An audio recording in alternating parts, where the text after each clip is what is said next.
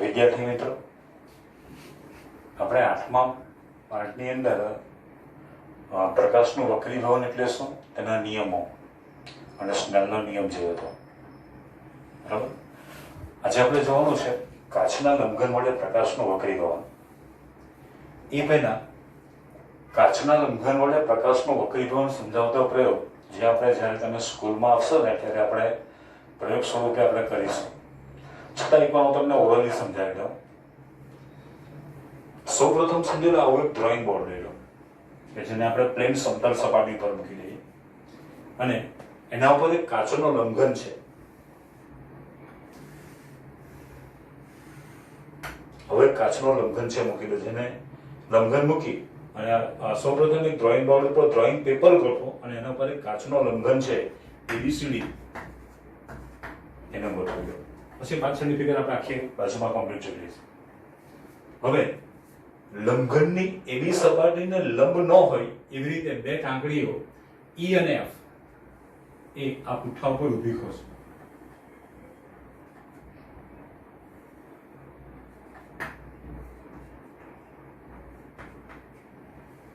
E અને F ઊભી ખોશો. હવે તમે જો તો આજે અહીંયાથી તમે કિરણ છે બનાવી પણ દો તો પણ ચાલે.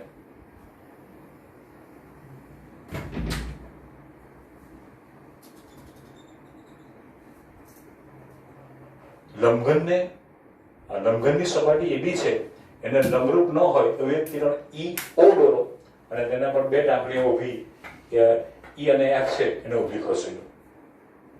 ફરી પાછો લંબઘન છે પોતાની સપાટીએ ગોઠવી દો અને લંબઘનની સીધી સપાટી બાજુએથી સમજી લો, કોઈક લંબઘન હોય એટલે તરીકે આ લંબઘન છે, કાચનો લંબઘન હોય, આ બાજુ મેં બે ટાંકણીઓ E અને F આ રીતે ઊભી ખોસી દીધી. હવે હું એની IB સપાટી છે તો સીધી બાજુથી એટલે આ તરફથી જોવાનો પ્રયત્ન કરું છું.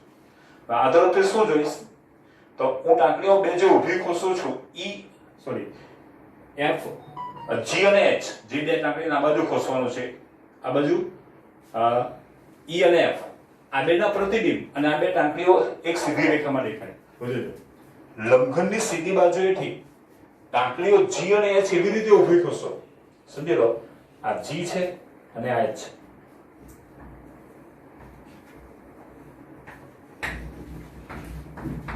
એવી રીતે ઊભો ખોસો કે આ ટાંકણીઓ G અને H અને આ E અને F એ એક સીધી રેખામાં દેખાય. હું આ તરફથી સીધી બાજુએથી જોવાનો પ્રયત્ન કરું તો ટાંકણીઓ G અને H અને E અને F એક સીધી રેખામાં દેખાય.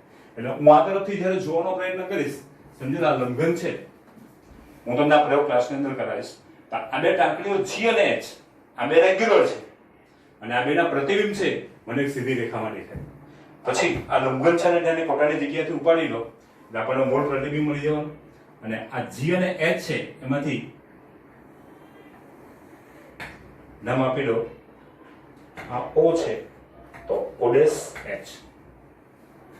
હવે જો આ કિરણ છે, કિરણ EO એની અંદર આપાત થાય છે એટલે આપણે એને આપાત કિરણ કહી શકીએ. પછી આ લંબઘનમાંથી બહાર નીકળે છે એટલે આને નિર્ગમન કિરણ કહેવાય. પછી O અને O' ને જોડી દો. O અને O' ને જોડી દો તો તમે જો અહીંયાથી આ વક્રી ભવન પાઈનો એટલે આને વક્રી ભૂત કિરણ કહેવાય. બરાબર. O અને O' બિંદુ આગળ લંબ રેખાઓ બનાવી દો.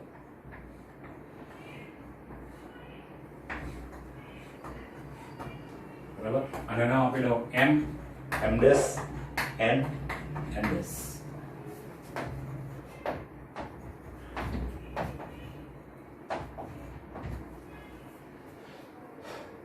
બરાબર. જો ફરી વાર હવે આપણે આ વસ્તુની અંદર સમજવાનો પ્રયત્ન કરીએ. ફરી વાર કાચના લંબઘન વડે પ્રકાશનું વક્રીભવન સમજાવતો પ્રયોગ જે આપણે રેગ્યુલર ક્લાસની અંદર કરવાનો છે. સૌપ્રથમ એક ડ્રોઈંગ બોર્ડ ઉપર ડ્રોઈંગ પેપર ગોઠવી તેના પર કાચનો લંબઘન ABCD મૂકી દો. ત્યારબાદ પેન્સિલ વડે લંબઘનની ABCD સપાટી છે એને આંકી દો. એટલે જ્યારે પણ આપણે કદાચ લંબઘનને ખસેડીએ તો પણ તમે જુઓ તો આપણે ફરી પાછળ એની જગ્યા ગોઠવી શકાય. હવે લંબઘનની એબી બાજુને લંબ ન હોય એ રીતે એક કિરણ EO દોરો, કિરણ EO દોરો, બરાબર, અને તેના પર બે ટાંકડીઓ E અને F એ ઊભી ખોસી દો, E અને F એ ઊભી ખોસી દો. અહીંયા મારે બતાવવાની જરૂર નથી કારણ કે બાજુમાં મેં બતાવ્યું છે એટલે તમને ખ્યાલ આવી. હવે ફરી પાછો લંબઘનને પોતાની જગ્યાએ ગોઠવી દો અને લંબઘનની સીધી બાજુએથી ટાંકડીઓ G અને H એવી રીતે ઊભી ખોસો કે ટાંકડીઓ G અને H અને ટાંકડીઓ E અને F ના પ્રતિબિંબ એક સીધી રેખામાં દેખાય. શું કરે એકવાર લંબઘનની સીધી બાજુએથી જોઈ ટાંકડીઓ E અને F ના પ્રતિબિંબ અને ટાંકડીઓ G અને H એક સીધી રેખામાં દેખાય. આ બેના પ્રતિબિંબ અને આ બે એક સીધી રેખામાં દેખાય, બરાબર. એટલે તમે આ તરફથી જોશો ને તો આ બંને સીધી રેખામાં દેખાય. ફરી પાછો કાચનો લંબઘન છે એને પોતાની જગ્યાએથી ઉપાડી લો અને ફરીથી તમે જો તો એક કિરણ છે ઓડેસ H કિરણ છે એ તમે જોશો નિર્ગમન કિરણ છે બનાવી લો અને O અને ઓડેસ ને જોડી લો અને O અને ઓડેસ બિંદુ આગળ તમે જોશો લંબ કિરણો M ડેશ અને N ડેશ કિરણ છે, બરાબર છે. બોલો કાચના લંબઘન વડે પ્રકાશનું વક્રીભવન સમજાવતો પ્રયોગ એ આખી વસ્તુ ક્વેશ્ચન અલગ છે અને કાચના લંબઘન વડે પ્રકાશનું વક્રીભવન આ બંને વસ્તુ અલગ છે, બરાબર. જે આપણે પ્રયોગ જોયો એ આપણે ક્લાસની અંદર કરીશું. હવે આપણે જોવાનું છે રેગ્યુલર કાચના લંબઘન વડે પ્રકાશનું વક્રીભવન.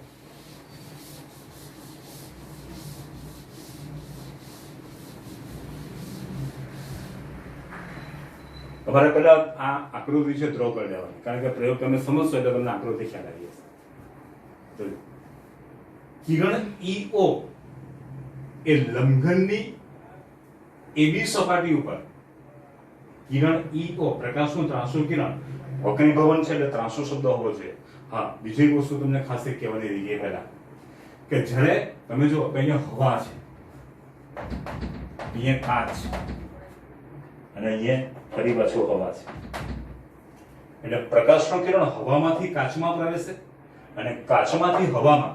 તો અહીંયા આપણો પેલો નિયમ છે જળવાઈ રહ્યો છે કે જ્યારે પ્રકાશનું ત્રાંસુ કિરણ પ્રકાશીય પાતળા માધ્યમમાંથી ઘટ માધ્યમમાં જાય ત્યારે લંબ તરફ વળે. જો તમે જોઈ શકો છો પ્રકાશનું ત્રાંસુ કિરણ પાતળા માધ્યમમાંથી ઘટ માધ્યમમાં જાય ત્યારે લંબ તરફ વળે. I અને R આપાત કોણ છે અને વક્રીભૂત કોણ છે, I1 અને R1, બરાબર છે. અને એ જ પ્રમાણે પ્રકાશનું ત્રાંસુ કિરણ જ્યારે ઘટ માધ્યમમાંથી પાતળા માધ્યમમાં જાય ત્યારે લંબથી દૂર જાય. તમે જોઈ શકો છો, તમે જો અહીંયા I2 અને R2 આ જે છે એ સમજી લો એ કાચના લંબઘનમાંથી હવામાં જાય એટલે ઘટ માધ્યમમાંથી પાતળા માધ્યમમાં જાય ત્યારે લંબથી દૂર જાય, બરાબર. એટલે આ નિયમ સેટિસ્ફાય આપણો થવો જોઈએ. ફરી એકવાર કાચના લંબઘન વડે પ્રકાશનું વક્રીભવન. પ્રકાશનું ત્રાંસુ કિરણ EO એ લંબઘનની એબી સપાટી ઉપર I1 કોણે આપાત થાય છે તે O બિંદુ આગળથી R2 કોણે વક્રીભવન પામી, R1 કોણે વક્રીભવન પામી વક્રીભૂત કિરણ OO'S મળે. પ્રકાશનું ત્રાંસુ કિરણ OO'S એ લંબઘનની સીધી સપાટીએ I2 કોણે આપાત થાય છે એટલે જો એનું નામ આપ્યું આપાત કોણ. પ્રકાશનું ત્રાંસુ કિરણ OO'S એ લંબઘનની સીધી સપાટીએ I2 કોણે આપાત થાય છે તે ઓડેસ બિંદુ આગળથી R2 કોણે નિર્ગમન પામી એટલે આ થઈ જવાનું નિર્ગમન કોણ.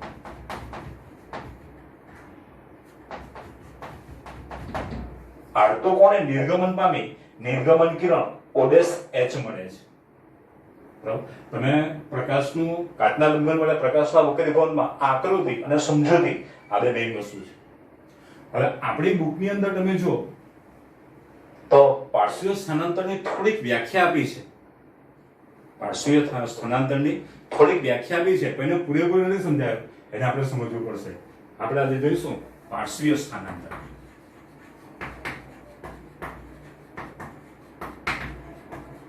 જેને અંગ્રેજીમાં લેટરલ શિફ્ટ પણ કહે છે, જેને અંગ્રેજીમાં લેટરલ શિફ્ટ પણ કહે છે. હવે જો આપણી બુકમાં અત્યારે સાબિત નથી કરવાનું, બાકી આપણે તમે સાબિત પણ કરીએ. જો કાચના લંબઘનની એબી અને સીડી સપાટી એકબીજાને સમાંતર હોય તો આપાત કિરણ અને નિર્ગમન કિરણ એકબીજાને સમાંતર જ હોય. એ સ્નાનના નિયમનો વ્યાપક સ્વરૂપ એ જૂની બુકની અંદર હતો, અત્યારે આપણે સાબિત કરવાનું નથી. એટલે આપણે શું કરી લઈએ કે આ કિરણ અને આ કિરણ નિર્ગમન કિરણ અને આપાત કિરણ એકબીજાને સમાંતર હોય. જો આપાત કિરણ છે એનું વક્રીભવન ન થાય તો એ આ માર્ગે આગળ વધશે.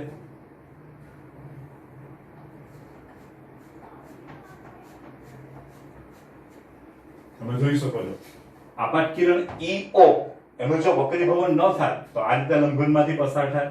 વક્રીભવન થાય છે એટલે મને વક્રીભૂત કિરણ આવે. બરાબર. હવે ઓડેસ બિંદુ આગળથી તમે જો મારે ઉત્પત્તિ ક્યાં છે? હા, અહીંયા તમે જો અહીંયાથી લંબ કિરણ બનાવવાનું છે. બરાબર ધ્યાનથી લેજો. આ મારું કિરણ છે, અહીંયા મારું O બિંદુ છે. હવે ઘણા પાર્શ્વ સ્થાનાંતરમાં છે ને બધું ગમે એમ બનાવે, કોઈ આમ બનાવે, કોઈ આમ બનાવે, કોઈ આમ બનાવે. ના, એવું નહીં. તમે એને બરાબર ધ્યાનથી લેજો. સમજી લો મારું આ બિંદુ છે એટલે મારી ફૂટપટ્ટી છે હું પહેલા આ તૂટક રેખા ઉપર સીધી મૂકી દઉં. જો રાખી હવે આનું સેટ કરો અને પછી આને બતાવ્યું એટલે મારી આ ફૂટપટ્ટી આને લંબ થઈ ગઈ. એવું અહીંયા તમે જો હું પહેલા આને ગોઠવી લઉં છું લંબ, આના પર સમાંતર મારી ફૂટપટ્ટી ગોઠવાઈ ગઈ. હવે હું આ ઓડિયન્સને સેટ કરું છું બરાબર છું.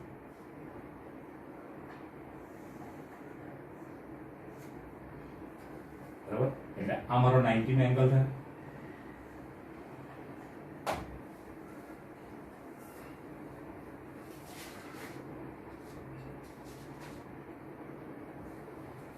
અને લખવાના આપ્યું છે અહીંયા L જે L ઓડેસ એટલે આટલો ભાગ થયો ને આને કહેવાય પાર્શ્વીય સ્થાનાંતર.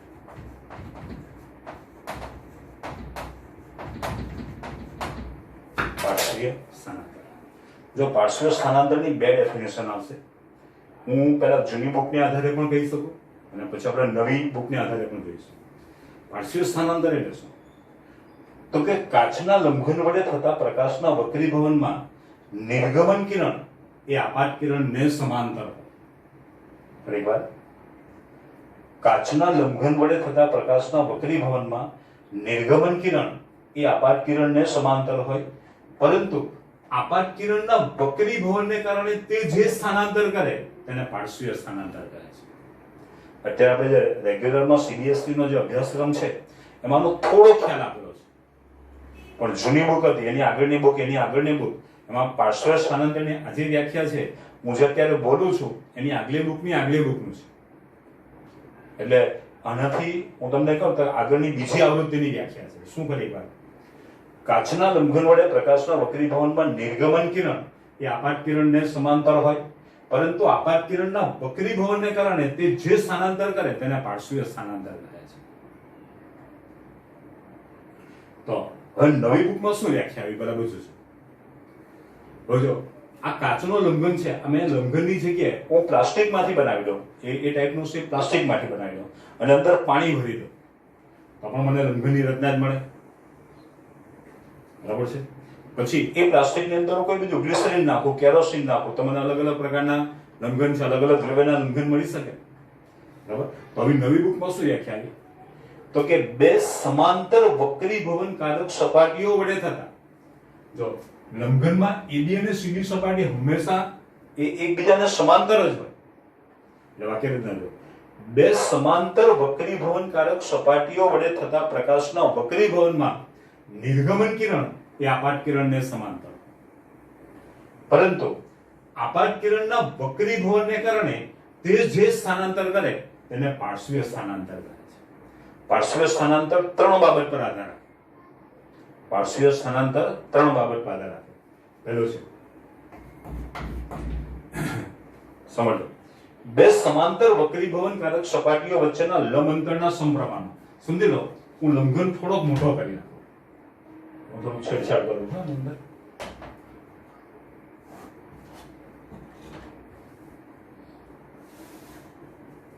તો જો મારું જે વક્રીભૂત કિરણ છે અહીંયા મળશે, બરાબર. પણ નિર્ગમન કિરણ મને આ રીતે મળે. તમારું પાર્શ્વીય સ્થાનાંતર આટલું થશે. જો મેં વક્રીભવનકારક સપાટીઓ વચ્ચેનું અંતર વધાર્યું તો પાર્શ્વીય સ્થાનાંતર વધ્યું ને. હું અંતર ઘટાડું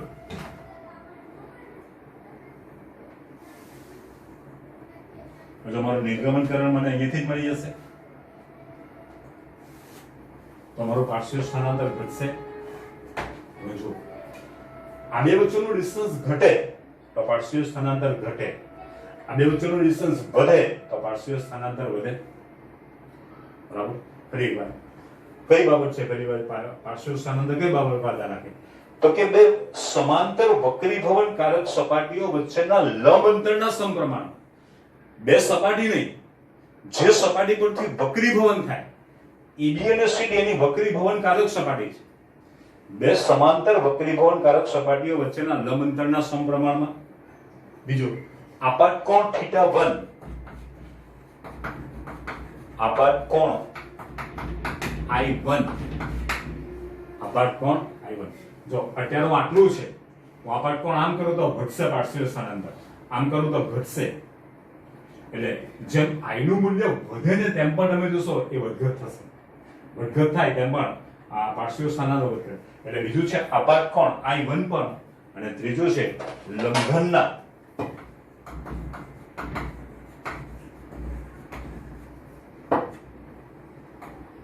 દ્રવ્યના વક્રીભવનાંક. લંબઘનના દ્રવ્યના વક્રીભવનાંક ખ્યાલ આવે છે? બરાબર. 3 ફરી વાર પાર્શ્વ સ્થાનાંતર એટલે શું તે કઈ કઈ બાબતમાં ધારા?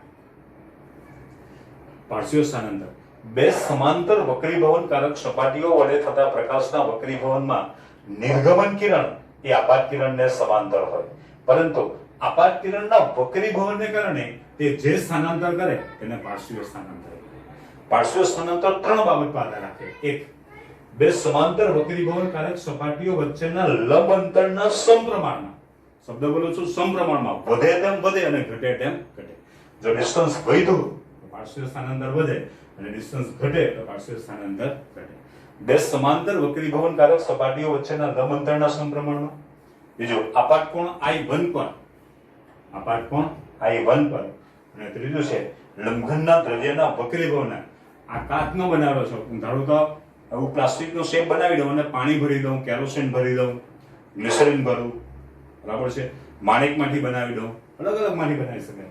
એટલે ત્રીજું છે લંબઘનના દ્રવ્યના વક્રીભવનાંક. ખ્યાલ આવી ગયો? કાચના લંબઘન વડે પ્રકાશનો વક્રીભવન એટલે આકૃતિ પરથી સમજૂતી, અને નીચે પાર્શ્વ સ્થાનાંતર, અને પાર્શ્વ સ્થાનાંતર કઈ કઈ બાબત પર આધાર રાખે એ તમારે ચોક્કસ યાદ રાખવું. બરાબર. આના પછી આપણે ટોપિક જોવાનો છે લેન્સનો. એટલું પૂછ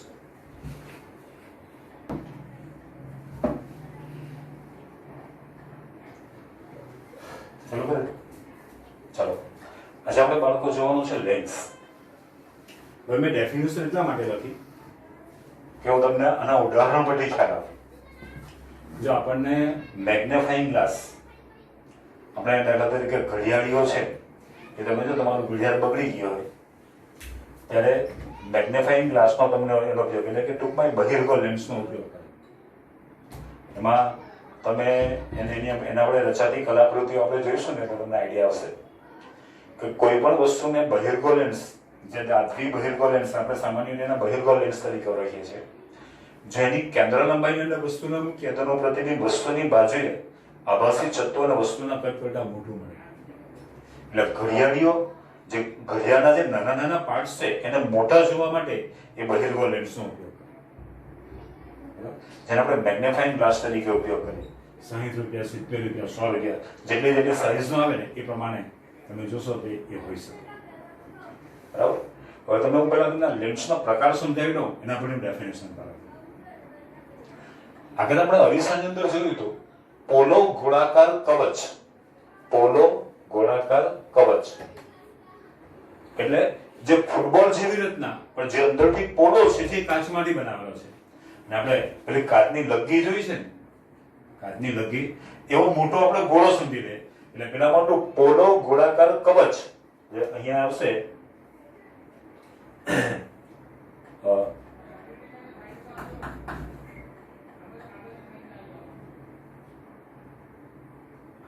આપણે કાચનો ગોળો લેવાનો છે. કાચનો શું લેવાનો છે? ગોળો.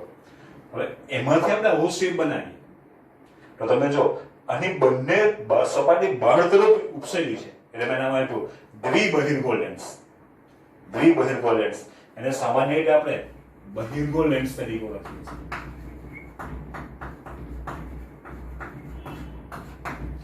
પછી આની એક જ સપાટી તમે જોશો બહિર્ગોળ છે એટલે સમતલ બહિર્ગોળ. આપણી બુકની અંદર ફક્ત આ બેનો જ ઉલ્લેખ કરેલો છે, પછી ત્રીજો સમજો. એ પ્રમાણે આની બંને સપાટી અંદર તરફ છે એટલે દ્વિઅંતર્ગોળ લેન્સ, અને સામાન્ય રીતે આપણે અંતર્ગોળ લેન્સ કહીએ છીએ. અને સમતલ અંતર્ગોળ એક જ સપાટી અંદર તરફ આવેલી છે એટલે એને સમતલ અંતર્ગોળ લેન્સ કહેવાય. બરાબર? એટલે જો જેની એક જ અમારા તમે જોશો આની એક જ સપાટી આની બહિર્ગોળ છે એટલે બહાર તરફ ઉપસેલી છે, અંદર તરફ છે. અને આમાંની બંને સપાટી જેની એક જ અથવા બંને સપાટી વક્ર હોય તેવી ઘન રચનાને, તેવી સોલિડ રચના છે એને શું કહેવામાં આવે છે? લેન્સ તરીકે. તો લેન્સની વ્યાખ્યા શું છે? જેની એક જ અથવા બંને સપાટી વક્ર હોય તેવી ઘન રચનાને શું કહેવામાં આવે છે? લેન્સ તરીકે ઓળખીએ. લેન્સના બે પ્રકાર છે, એક બહિર્ગોળ લેન્સ અને અંતર્ગોળ લેન્સ. બહિર્ગોળ લેન્સમાં પાછા ત્રણ પ્રકાર આવે: દ્વિબહિર્ગોળ, સમતલ બહિર્ગોળ અને અંતઃબહિર્ગોળ. તમે જો આ દ્વિબહિર્ગોળમાં તમે એની બંને સપાટી બહાર તરફ ઉપસેલી જોઈ શકો છો. સમતલ બહિર્ગોળની અંદર તમે જોશો એક જ સપાટી બહાર તરફ છે, અને અંતઃબહિર્ગોળમાં આ જે અંદરની સપાટી પર અંદર તરફ ગયેલી છે અને આ તરફ. એટલે દ્વિબહિર્ગોળ જેને સામાન્ય રીતે બહિર્ગોળ લેન્સ તરીકે ઓળખીએ, સમતલ બહિર્ગોળ આપણી બુકમાં બેનો જ ઉલ્લેખ કરેલો છે, અને ત્રીજો છે અંતઃબહિર્ગોળ લેન્સ. બરાબર? જ્યારે પેલામાં દ્વિઅંતર્ગોળ લેન્સ જેને સામાન્ય રીતે આપણે અંતર્ગોળ લેન્સ કહીએ છીએ, સમતલ અંતર્ગોળ જેની એક જ સપાટી તમે જોશો અંદર તરફ છે, અને બીજો બહિરઅંતર્ગોળ લેન્સ. આપણી બુકમાં બબ્બેનો ઉલ્લેખ કરેલો છે, ત્રીજાનો ઉલ્લેખ નથી, પણ છે આગળના રેફરન્સ બુકમાં નો છે એટલે આપણે તમને કહ્યું. ટૂંકમાં લેન્સ શું છે એના પ્રકાર ખબર પડી ગઈ. બરાબર? હવે આપણે આ દ્વિબહિર્ગોળ એટલે કે બહિર્ગોળ અને દ્વિઅંતર્ગોળ એટલે કે અંતર્ગોળ લેન્સ એના વિશે આપણે આગળ વધવાનું છે. જે રીતે આપણે અરીસામાં કેવું એની ડેફિનેશન જોઈ હતી એમાંની પણ આપણે ડેફિનેશન જોવાનો પ્રયત્ન કરીશું. બરાબર? બરાબર જોઈએ આપણે બહિર્ગોળ. કઈ સારું વાત કેટલી મિનિટ? બાય. ચાલો.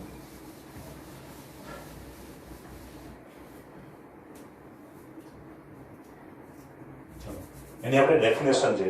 જો તમને અરીસાની ડેફિનેશન આવડતી હશે તો તમને આની ડેફિનેશન તરત જ આવી જશે.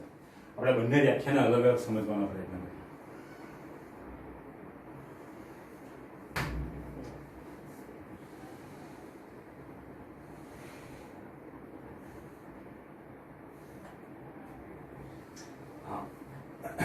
એ પહેલા એની ડેફિનેશન જોતા પહેલા એની લાક્ષણિકતા જોઈએ.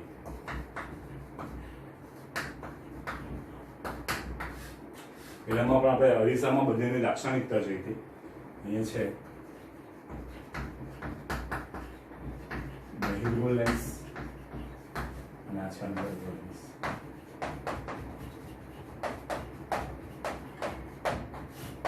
જો તમને અરીસા આવડતા હશે ને તો તમે ઈઝીલી તમે આને કરી શકશો. હું અત્યારે આખી આકૃતિ નથી બનાવતો, પણ તમને ઓવરલી સમજાવવાનો પ્રયત્ન કરીશ. બહિર્ગોળ લેન્સ એની પહેલી લાક્ષણિકતા છે તેની આ જે છે એ કિનારીએથી પાતળો અને મધ્યમાં જાડો છે. કિનારીએથી પાતળો અને મધ્યમાં જાડો. અને બીજું છે કે તેની વક્ર સપાટી પર મુખ્ય અક્ષને સમાંતર કિરણો આપાત કરતા તે વક્રીભવન પામી એક બિંદુએ કેન્દ્રિત થાય. તમે જો તમે નાના હશો ત્યારે બિલોરી કાઢ લઈને પછી આમ સૂર્યપ્રકાશની સામે રાખો અને એક નાનો બિંદુ તમે તમારા હાથ ઉપર મૂકવાનો પ્રયત્ન કરતા હતા, એ તમને ગરમ લાગતો હતો. કેમ? કારણ કે એ કિરણનું અભિસરણ કરે એટલે કે કેન્દ્રિત કરે. બરાબર? એટલે એ કિરણ એક બિંદુએ કેન્દ્રિત થાય. તેની વક્ર સપાટી પર મુખ્ય અક્ષ સમાંતર કિરણો આપાત કરતા તે વક્રીભવન પામી અને એક બિંદુએ કેન્દ્રિત થાય છે. જ્યારે તે મધ્યમાં પાત્ર અંતર્ગોળ લેન્સ તે મધ્યમાં પાત્ર અને કિનારીએથી જાડો છે, અને તેની વક્ર સપાટી પર મુખ્ય અક્ષ સમાંતર કિરણો આપાત કરતા તે વક્રીભવન પામી અને એકબીજાથી દૂર જાય છે. જો તમને યાદ કરો આંતરગોળ અરીસો અને આ છે બહિર્ગોળ અરીસો.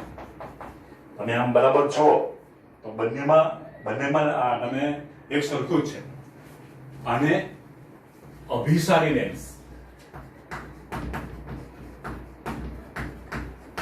અને અપસારી લેન્સ.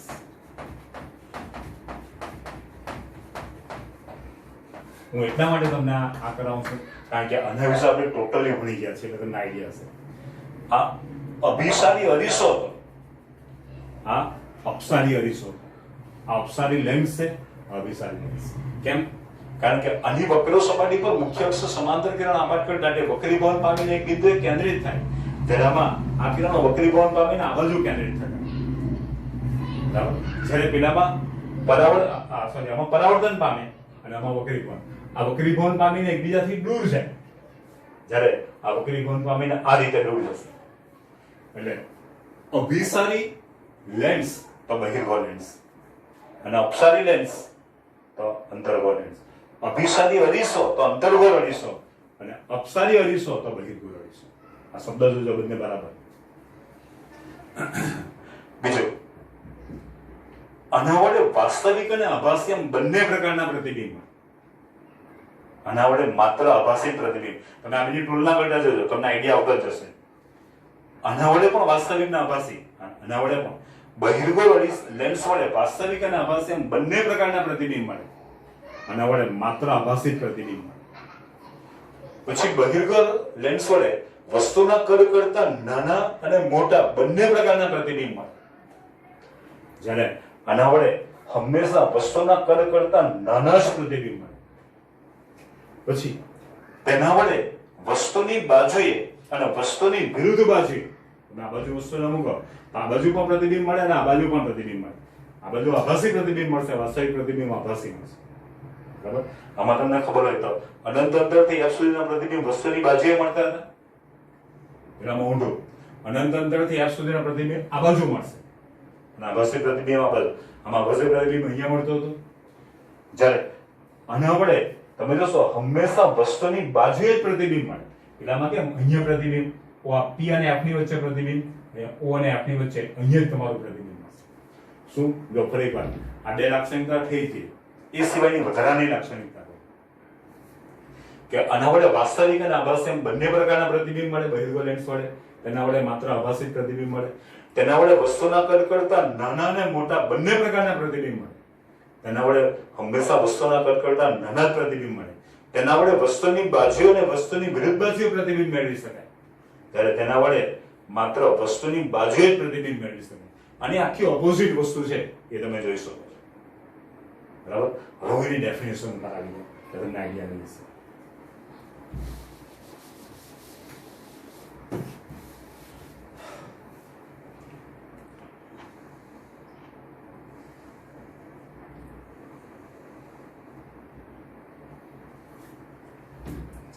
પહેલું છે વક્રતા કેન્દ્ર.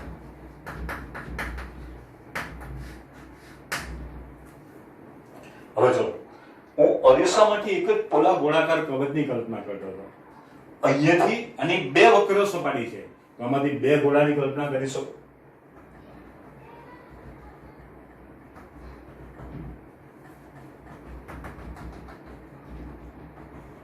વક્રતા કેન્દ્ર માટે કઈ સંજ્ઞા છે? Capital C. આમાંથી પણ તમે બે સોલિડ ગોળાની કલ્પના કરી શકો.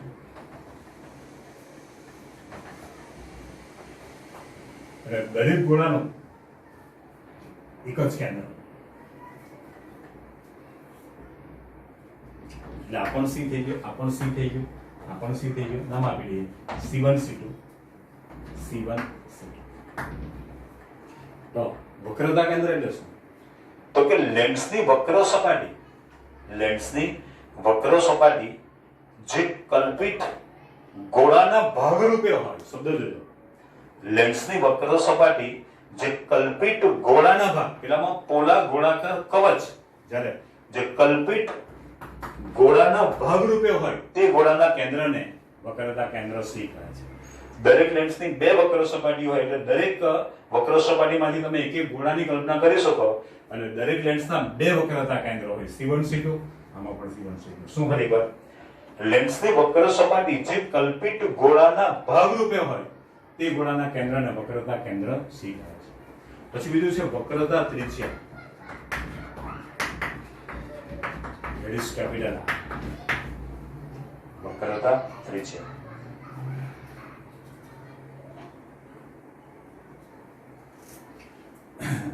આની જ વ્યાખ્યા છે, લેન્સની વક્ર સપાટી જે કલ્પિત ગોળાના ભાગરૂપે હોય તે ગોળાની ત્રિજ્યાને વક્રતા ત્રિજ્યા R કહે છે.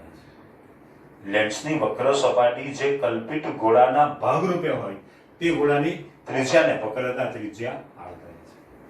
પછી છે મુખ્ય અક્ષ.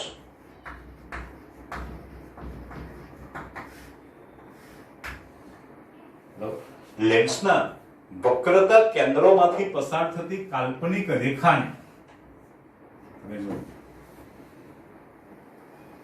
કારણ કે દરેક લેન્સના બે વક્રતા કેન્દ્રો, લેન્સના વક્રતા કેન્દ્રોમાંથી પસાર થતી કાલ્પનિક રેખાને મુખ્ય અક્ષ કહે છે. લેન્સના વક્રતા કેન્દ્રોમાંથી પસાર થતી કાલ્પનિક રેખાને મુખ્ય અક્ષ કહે છે. પછી પ્રકાશીય કેન્દ્ર એટલે કે ઓપ્ટિકલ સેન્ટર.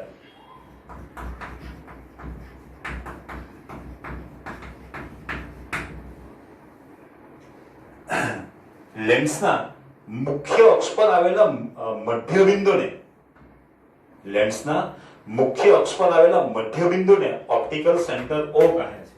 એ માટે તમે જો લેન્સના મુખ્ય અક્ષ પર આવેલા ઓપ્ટિકલ સેન્ટરને, મધ્ય બિંદુને શું કહેવામાં આવે છે? Optical centre.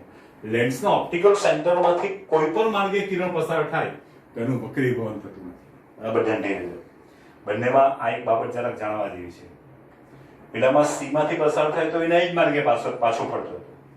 જેનામાં ઓપ્ટિકલ સેન્ટરમાંથી કોઈ પણ માર્ગે કિરણ પસાર થાય, આ માર્ગે પસાર થાય, આ માર્ગે પસાર થાય, આ માર્ગે કોઈ પણ માર્ગે પસાર થાય તો એનું વક્રીભવન થતું નથી. ભલે પછી અંતર્ગોળ હોય કે બહિર્ગોળ હોય.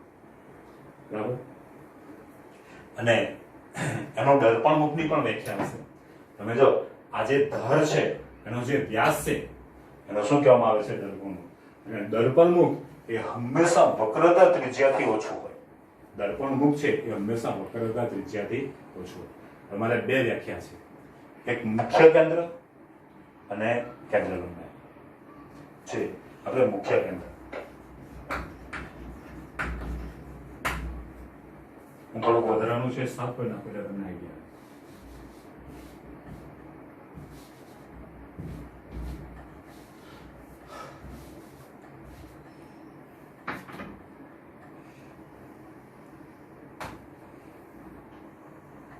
આમ તમે જો કોઈ પણ પ્રકાશનું ત્રાંસુ કિરણ આ સપાટીથી પણ વક્રીભવન પામે, ના સપાટીથી. હવે એ તમે ગણતરી કરવી થોડીક અઘરી છે તમારા માટે, કે મારા માટે અઘરી છે, પણ આપણે એક સેન્ટરમાં રેખા બનાવી દઈએ અને એક જ જગ્યાથી વક્રીભવન કરી નાખીએ એટલે બંનેની એવરેજ આવી જાય. બરાબર. એટલે હું બંનેમાં એક સેન્ટરમાં એક રેખા બનાવી દઉં છું જે ઓપ્ટિકલ સેન્ટરમાંથી પસાર કરું.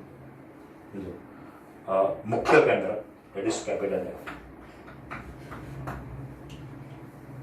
લેન્સની વક્ર સપાટી પર મુખ્ય અક્ષને સમાંતર કિરણ આઘાત કરતા, તમે જોઈ શકો છો હું બંનેની વક્ર સપાટી પર મુખ્ય અક્ષને સમાંતર કિરણ આઘાત.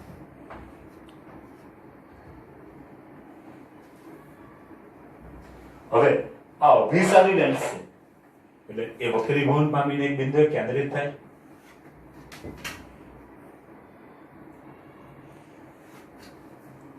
જ્યારે આ અપસારી છે દૂર જશે તો દૂર જતો કિરણ જો તમે અપોઝમાં લંબાવો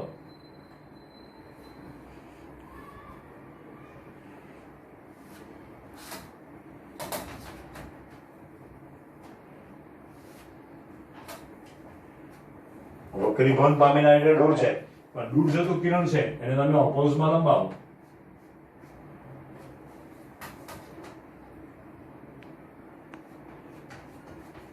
તો એક બિંદુએ કેન્દ્રિત થાય તેવો આપણને આભાસ થાય છે. બરાબર. એનામાં આભાસ થાય છે, એમાં રિયલમાં કેન્દ્રિત થાય છે. લેન્સની વક્ર સપાટી પર મુખ્ય અક્ષ સમાંતર કિરણો આપાત કરતા તે વક્રીભવન પામીને એક બિંદુએ કેન્દ્રિત થાય, આ રિયલમાં કેન્દ્રિત થાય, અથવા તેવો આભાસ થાય આ બિંદુને, તે લેન્સનો મુખ્ય કેન્દ્ર કહે છે. શું ફરી વાર? લેન્સની વક્ર સપાટી પર મુખ્ય અક્ષને સમાંતર કિરણો આપાત કરતા તે વક્રીભવન પામી એક બિંદુએ કેન્દ્રિત થાય અથવા તેવો આભાસ થાય આ બિંદુને, તે લેન્સનું મુખ્ય કેન્દ્ર કહે છે. બહિર્ગોળ લેન્સનું મુખ્ય કેન્દ્ર વાસ્તવિક છે, અંતર્ગોળ લેન્સનું મુખ્ય કેન્દ્ર આભાસી છે. હા, જો છોકરો, અત્યારે એક નવી બાબત મને જાણવા મળી. સમજી લો, હું તમને 2 માર્કનો ક્વેશ્ચન પૂછું કે લેન્સનું મુખ્ય કેન્દ્ર સમજાવો. તમારી પાસે શું માહિતી હોય? તમારે ખાલી એટલું લખવાનું કે લેન્સની વક્ર સપાટી પર મુખ્ય અક્ષ સમાંતર કિરણો આપાત કરતા તે વક્રીભવન પામી એક બિંદુએ કેન્દ્રિત થાય અથવા તેવો આભાસ થાય આ બિંદુને, તે લેન્સનું મુખ્ય કેન્દ્ર. આપણે કે ખાલી વ્યાખ્યાના 2 માર્ક ના, આપણે એક સ્ટેપ એનાથી આગળ જવાનું છે. અહીં લખવાનું કે બહિર્ગોળ લેન્સનું મુખ્ય કેન્દ્ર વાસ્તવિક છે અને અંતર્ગોળ લેન્સનું મુખ્ય કેન્દ્ર આભાસી. એટલે વ્યાખ્યાનો 1 માર્ક, આનો અડધો માર્ક અને આનો અડધો માર્ક. એટલે આવી રીતે પણ ક્વેશ્ચન હવે તમે જોજો બોર્ડની પરીક્ષામાં ટૂંકું હોવું છે, એ આપણને ખબર હોવું છે. પછી કેન્દ્ર લંબાઈ, that is small. કેન્દ્ર લંબાઈ, that is small. લેન્સનો ઓપ્ટિકલ સેન્ટરો અને મુખ્ય કેન્દ્ર વચ્ચેના અંતરને, એટલે આ બાજુ પર તમે કરી શકો, that is f1, f2, f1, કારણ કે બંને તરફની સપાટી પરથી વિચારી શકે. લેન્સનું તો ઓપ્ટિકલ સેન્ટર અને મુખ્ય કેન્દ્ર વચ્ચેના અંતરને તેની કેન્દ્ર લંબાઈ આ તરફ પણ બતાવી શકો, આ તરફ પણ એ પણ એમ બતાવી શકો. ઓપ્ટિકલ સેન્ટર અને મુખ્ય કેન્દ્ર વચ્ચેના અંતરને શું કહેવામાં આવે છે? એની કેન્દ્ર લંબાઈ. બરાબર. બહિર્ગોળ લેન્સની કેન્દ્ર લંબાઈ હંમેશા ધન હોય અને અંતર્ગોળ લેન્સની કેન્દ્ર લંબાઈ હંમેશા ઋણ. જેના જેવું સેમ થઈ ગયું. કેન્દ્ર લંબાઈ સ્મોલ f. લેન્સનો ઓપ્ટિકલ સેન્ટર અને મુખ્ય કેન્દ્ર વચ્ચેના અંતરને, તે લેન્સની કેન્દ્ર લંબાઈ ફોકલ લેન્થ સ્મોલ f કહે છે. અહીંયા પણ ઓપ્ટિકલ સેન્ટર અને મુખ્ય કેન્દ્ર વચ્ચેના અંતરને શું કહેવામાં આવે છે? એની કેન્દ્ર લંબાઈ. તમે જો, આની કેન્દ્ર લંબાઈ ધન છે કારણ કે જમણી બાજુ મેં મળ્યું પ્રતિબિંબ. ત્યારે આની કેન્દ્ર લંબાઈ કેવી છે? ઋણ છે. બરાબર. ની ડેફિનેશન તમે અંતર્ગોળ અરીસાની અને બહિર્ગોળ લેન્સની તમે તુલના કરો એટલે તમને આઈડિયા આવી જાય. પછી બહિર્ગોળ અરીસો અને અંતર્ગોળ લેન્સ એની તમે તુલના કરો તો મળી જાય, અને બંનેની બાજુ પ્રતિબિંબ છે એક સરખા જ હોય. એના વડે તમે એની બાજુઓ છે ઉલટાયેલી હોય. આપણે આજે 9મો પાઠ છે, 10મા પાઠની અંદર એના પ્રતિબિંબ મેળવવાના નિયમો અને પ્રતિબિંબ મેળવવાનો પ્રયત્ન કરીશું. ત્યારે આપણે જોઈશું કે કેવી રીતે એના 4 નિયમો કયા કયા છે અને એના વડે રચાતા પ્રતિબિંબ આપણે મેળવવાનો પ્રયત્ન કરીશું. બરાબર. નેક્સ્ટ આપણે વિડીયોમાં જોઈશું.